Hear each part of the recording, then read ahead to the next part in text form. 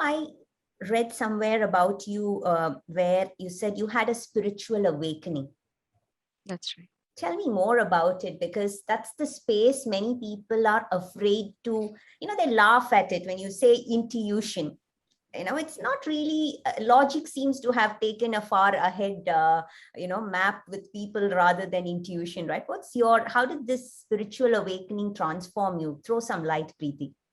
Actually, I think it's tragic that our education teaches us everything about the external world to map and assess numbers and whatnot, but it never teaches us how to assess ourselves. Correct. Where am I? Why am I acting this way? What is the connection between my thought process and what I'm doing? What are my short-term goals? None of it is actually taught in a proper way. Correct. So most of us are emotionally and spiritually disconnected from ourselves.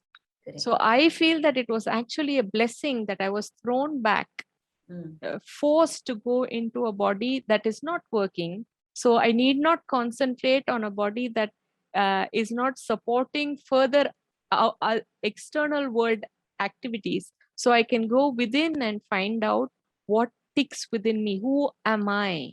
Correct. If I'm not this body, then who am I? Correct. What have I lost by losing control over this body?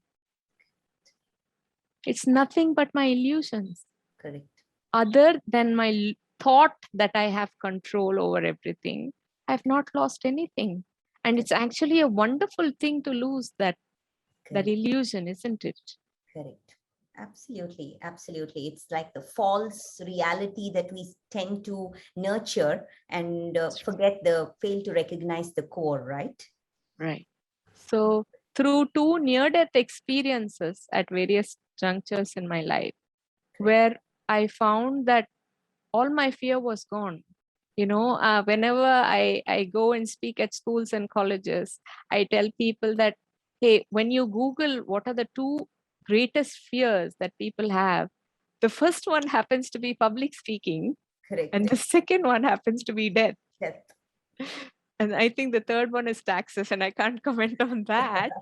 But the first two, I tell them I have nothing to be afraid of because I've been there, done that, and it doesn't scare me anyway. Correct. Correct. Beautiful. So I have nothing to lose and everything to gain in this. Each moment I'm here on this planet, I think is a blessing. Absolutely. Absolutely. And it's sad that we abled bodies or anybody otherwise always have this connection to fear of something. Every moment you could be a CEO and with all the glory sitting in an organization, but still there is fear. You could be leading a nation and there is fear, right? So there is something about fear that human beings have a fear about.